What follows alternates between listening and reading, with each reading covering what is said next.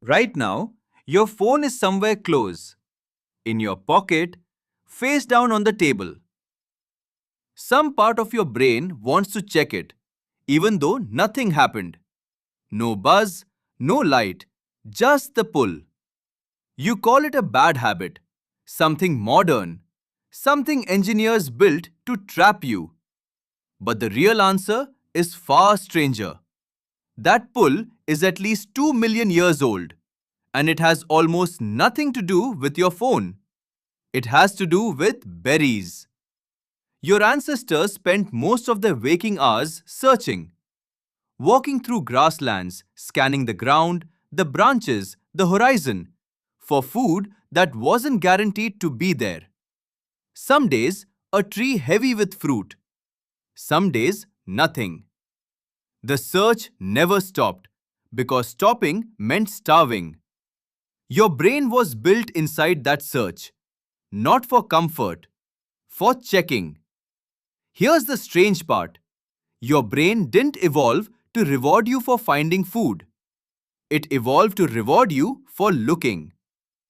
The anthropologist Kristen Hawkes studied the Hadza, a hunter-gatherer community in Tanzania, and found something counterintuitive. Foragers leave a patch before it's empty, gambling on a new spot that might be richer or might be nothing. Uncertainty wasn't a problem to avoid. It was the engine. A guaranteed bush is fine. An unknown bush pulls at the mind differently. Why would uncertainty feel stronger than certainty? Shouldn't a sure thing feel better than a maybe? The neuroscientist Wolfram Schultz found the answer studying dopamine in monkeys. He expected the chemical to spike when a reward arrived. Instead, the spike moved earlier, to the moment of anticipation. And when the reward became uncertain, the response grew larger, not smaller. Your brain doesn't reward you for getting what you want. It rewards you for not knowing if you'll get it. That's why you don't check your phone because you expect a message. You check it because you don't know. The empty screen doesn't train you to stop. It trains you to check more. The same way an empty clearing once sent your ancestors walking further, just in case. This pattern has a name, and it predates phones by a century. In the 1950s, B.F. Skinner found that pigeons rewarded unpredictably, on no fixed schedule, pressed their lever far more compulsively than pigeons rewarded every time. Predictability calmed the behavior. Unpredictability set it on fire. It's the same mechanism behind a slot machine. The outcome isn't what keeps people pulling the lever.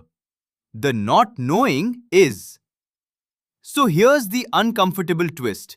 The app on your phone wasn't built to inform you. It was built to recreate an ancient foraging patch, dressed up as a feed. Every refresh is a lever. Every unread badge is a hint that something might be out there. Your thumb isn't checking a screen. It's foraging. And the people who built it knew exactly what they were copying. Your ancestors eventually got tired, and their legs forced a stopping point. The feed has no legs to tire. The bush they stripped bare gave nothing more. Reality enforced a limit. A feed has no bush to strip. There's always one more post. An illusion of abundance your dopamine system was never calibrated for. It was built for scarcity, and it's now running inside a landscape with no floor and no ceiling. That's also why leaving your phone behind feels like an ache. It isn't weakness. It's an ancient tracking system being denied a patch it believes might be rich. The ancestors who kept checking survived the lean seasons more often than the ones who stopped too soon. So the next time your thumb drifts toward your phone for no clear reason, you can name what's happening. You're not broken. You're not failing at something uniquely modern. You're a forager, running ancient software, walking through a landscape with no edges, built by people who studied exactly how your dopamine works and pointed it at a glass rectangle instead of a grove of fruit trees. Your phone isn't close because you're addicted to a device. It's close because some ancient, patient part of you is still out in the grass, still scanning the horizon, still hoping the next patch holds something worth finding.